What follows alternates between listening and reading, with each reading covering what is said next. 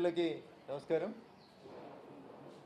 భారత రాజ్యాంగ నిర్మాత డాక్టర్ బిఆర్ అంబేద్కర్ గారి పేరిట కాంగ్రెస్ పార్టీ చేస్తున్నటువంటి తుచ్చ రాజకీయాలని నిరసిస్తూ ఈరోజు ఎన్డీఏ భాగస్వామ్య పక్షాలకు సంబంధించినటువంటి ఎంపీలం శాంతియుతంగా పార్లమెంటు మెట్ల మీద మకర ద్వారం ముందు శాంతియుత మార్గంలో గాంధేయ మార్గంలో నిరసన తెలుపుతూ ఉంటే ఒక చేతిలో కాన్స్టిట్యూషన్ పుస్తకాన్ని పట్టుకొని పక్కన నలుగురిని దౌర్జన్యం చేసేటువంటి వ్యక్తుల్ని కూడా తెచ్చుకొని సీనియర్లు అయినటువంటి ఎంపీలను కూడా గౌరవించకుండా పార్లమెంటు మెట్లపై నుంచి ఎంపీలను తోసుకుంటూ వెళ్ళి ఒక ఎంపీ మాజీ మంత్రి కేంద్ర మంత్రిగా పనిచేసినటువంటి పెద్ద ఆయన గాయానికి కారణమైనటువంటి రాహుల్ గాంధీ మీద తప్పకుండా చట్ట ప్రకారం చర్యలు తీసుకోవాలని చెప్పి పార్టీ పక్షాన డిమాండ్ చేస్తూ ఉన్నాం.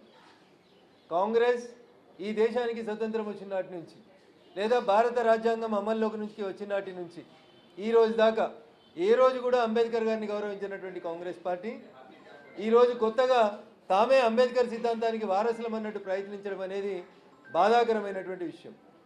రాజ్యాంగాన్ని భారతదేశం ఆమోదించిన తర్వాత 2 సార్లు జరిగినటువంటి ఎన్నికలలో డాక్టర్ బాబాసాహెబ్ అంబేద్కర్ని ఓడించినటువంటి పార్టీ ఏందని ఉందంటే ఈ దేశంలో అది కాంగ్రెస్లు కమ్యూనిస్టులు తప్ప ఇంకొకరు కాదు. ప్రత్యక్ష ఎన్నికల్లో అంబేద్కర్ని ఓడించడమే కాకుండా తమ కుటుంబానికి భారతరత్నని ఇచ్చుకున్నారు 3 తరాలకి.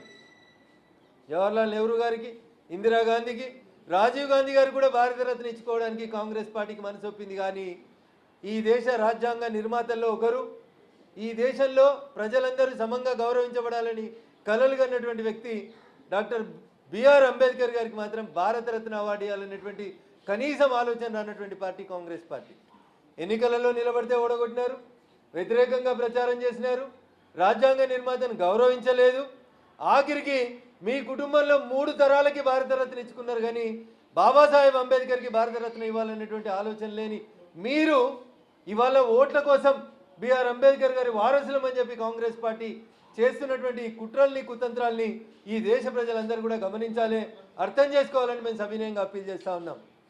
భారత రాజ్యాంగ నిర్మాత బిఆర్ అంబేద్కర్ని గుర్తించింది, గౌరవించింది. వారు చదువుకున్న స్థలం, పుట్టిన ప్రదేశం నుంచి ప్రతి ప్రాంతాన్ని గుర్తించి పంచతీర్థిగా అభివృద్ధి చేసింది భారతీయ జనతా పార్టీ తప్ప కాంగ్రెస్ కాదు.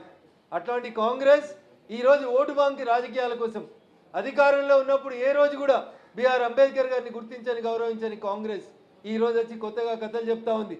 వారు రాసిన రాజ్యాంగం మీద ముప్పేట దాడి చేసి అనేక సార్లు సంస్కరణలు చేసి నానా యాగి చేసినటువంటి కాంగ్రెస్ పార్టీ ఈరోజు కొత్తగా తామేదో చేస్తామని చెప్పడం అనేది దుర్మార్గం, బాధాకరమైనటువంటి విషయం అని చెప్పి ఈ సందర్భంగా తెలియజేస్తూ ఈరోజు పార్లమెంట్ ఆవరణలో దుర్మార్గంగా బిహేవ్ చేసినటువంటి వ్యక్తులందరి మీద కూడా తగు చర్యలు తీసుకోవాలని కొద్దిసేపట్లో మేము స్పీకర్ గారిని అదే రకంగా పోలీసు వాళ్ళని కూడా కలిసి కంప్లైంట్ చేయబోతా ఉన్నాం. థ్యాంక్ యూ అనండి.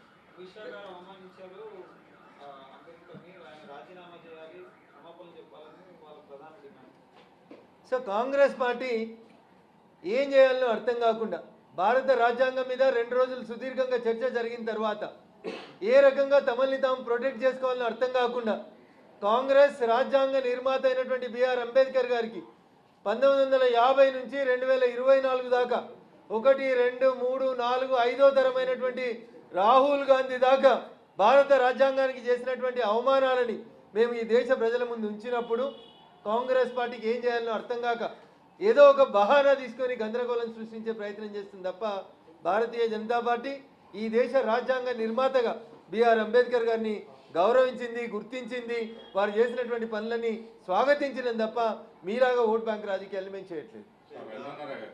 మీరేమో రాహుల్ గాంధీ పైన చర్యలు తీసుకోవాలంటారు, ఆయన ఏమంటున్నారు నాకు కూడా ఎంపీగా హక్కు ఉంది లోపలికి వెళ్ళడానికి, కానీ నేను వెళ్తుంటే వాళ్ళే నన్ను అడ్డుకున్నారు అనేటువంటిది ఆయన చేస్తున్నటువంటి ఆరోపణ. యాజ్ ఏ ఎంపీగా ప్రతిపక్ష నేతగా నాకు సభలోకి వెళ్ళేటువంటి హక్కు లేదని కూడా ఆయన ప్రశ్నిస్తూ ఉన్నారు. సో రాహుల్ గాంధీ గారు అర్థం చేసుకోవాల్సింది ఏంటంటే కేంద్ర మంత్రులు చాలామంది కూడా మేము ప్రొటెస్ట్ చేస్తున్నప్పుడు ఆ పక్కన ఇంకొక ద్వారం ఉంటుందన్న, దాంట్లోంచి వెళ్ళిపోయినారు పైకి. ఈయన కావాలని 4 నేసుకొని వచ్చి పెద్ద మనుషులు మహిళలు మెట్ల మీద నిల్చుంటే వాళ్ళని నెట్టుకుంటూ పోయి దౌర్జన్యం చేసి ఎవరు రాహుల్ గాంధీ గారిని సభలకు పోవద్దని చెప్పలేదు. సభలో చర్చకు రమ్మనే మేము పిలుస్తాం. చర్చ జరిగినప్పుడల్లా పారిపోయేది రాహుల్ గాంధీ గారు. ఈరోజు అనేక మంది కేంద్ర మంత్రులు పక్కన ఉన్నటువంటి ద్వారం గుండా వెళ్ళిపోయారు. రాహుల్ గాంధీ గారికి కూడా అవకాశం ఉండే, అయినప్పటికీ కూడా కావాలని తను ఏదో దాదాగిరి చేసేందుకు వచ్చి అమాయకులైనటువంటి పెద్దలు సీనియర్లు అనేటువంటి గౌరవం కూడా లేకుండా వాళ్ళ మీద మ్యానాండి చేయడం అనేది వారి విజ్ఞతగా వదిలేస్తా ఉంటారు. రాహుల్ గాంధీ దాదాగిరి చేసింది అన్నట్టుగానే ఉందా అక్కడ? అంటే మీరు నేను మెట్ల పైన 3వ వరుసలో ఉన్నాను, నేను చూస్తూనే ఉన్నాను. వచ్చుడే వాళ్ళ చెస్ట్ మీద చేసి మహిళలని కూడా చూడకుండా నెట్టుకుంటూ పోయినారు. ఇంతకంటే దుర్మార్గం ఏముంటుందన్న? ఒక ఎంపీగా ఒకవేళ నిజంగా మీరు చెప్పిన మాట కరెక్ట్ అయితే మేము ఎవరమన్నా మీరు ఆకకు అడ్డంగా నిలబడి ఉంటే I want to go inside అని ఒక మాట చెప్తే అయిపోయేది. లేదా ఒక నిమిషం మీరు నిలబడి ఉంటే అక్కడ ఉన్నటువంటి సీనియర్ ఎంపీలు అందరూ కూడా క్వైట్ న్యాచురల్గా పక్క జరిగి మీకు ద్వారిచ్చేవారు, లేకపోతే ఆ పక్క నుండి ద్వారం ఉంది అక్కడి నుంచి వెళ్ళండి అని చెప్పేవారు. ఏది లేకుండా వచ్చి రాగానే 4 మనుషులు వేసుకొని దౌర్జన్యంగా నెట్టుకుంటూ పోవడం అనేది ఎంతవరకు సబబు అనేది వారు ఆలోచించారు. నేను అక్కడే ఉన్నాను, నేను ప్రత్యక్ష సాక్షిని. నేను 3వ మెట్టు మీద నిలబడి చూస్తూ ఉన్నాను. వచ్చి రాగానే ఆడ ముందు 2 మహిళా ఎంపీలు ఉన్నారు, వాళ్ళ మీద చేయలేసి నెట్టేస్తూనే ఉన్నారు. ఇదేం ప్రజాస్వామ్యం, ఇదేం సాంప్రదాయం అన్న? స్త్రీలను గౌరవించారు, పెద్దవారిని గౌరవించారు. సారంగి గారు ఎంత పెద్దవారు, ఎంత ఏజ్లో ఉంటారో అర్థం చేసుకోవాలి. మీరు ఎక్సైజ్ చేసేది అట్లాంటి పెద్దల మీద బాడీ బిల్డింగ్ చూపెట్టడానికి కాదు. This is very unfortunate. ఎందుకు రాహుల్ గాంధీ ఆ రకమైనటువంటి వ్యవహార శైలి ప్రవర్తించుంటారని అనుకోవచ్చు. సో సమయంలో కోల్పోయినటువంటి కాంగ్రెస్ పార్టీ ఏం చేయాలనో అర్థం కాక దేశ ప్రజలకు ఏం సమాధానం చెప్పాలి? భారత రాజ్యాంగ నిర్మాత బిఆర్ అంబేద్కర్ గారిని, జవహర్లాల్ నెహ్రూ గారు, ఇందిరాగాంధీ, రాజీవ్ గాంధీ, ఆ తర్వాత యూపీఏ వచ్చిన తర్వాత సోనియా గాంధీ, ఆ తర్వాత అదే యూపీఏ 2లో రాహుల్ గాంధీ గారు భారత రాజ్యాంగాన్ని ఎట్లా అవమానపరిచినారని ఈ దేశ ప్రధాని నరేంద్ర మోడీ గారు 5 తరాలు భారత రాజ్యాంగానికి, రాజ్యాంగ నిర్మాతకు చేసినటువంటి అవమానం గురించి చాలా స్పష్టంగా ఎక్స్ప్లెయిన్ చేసిన తర్వాత దేశ ప్రజలకు ఏం సమాధానం చెప్పుకోవాలని అర్థం కాని కాంగ్రెస్ పార్టీ ఈ రకమైనటువంటి దౌర్జన్యాలకు దిగడం అనేది బాధాకరమైనటువంటి విషయం.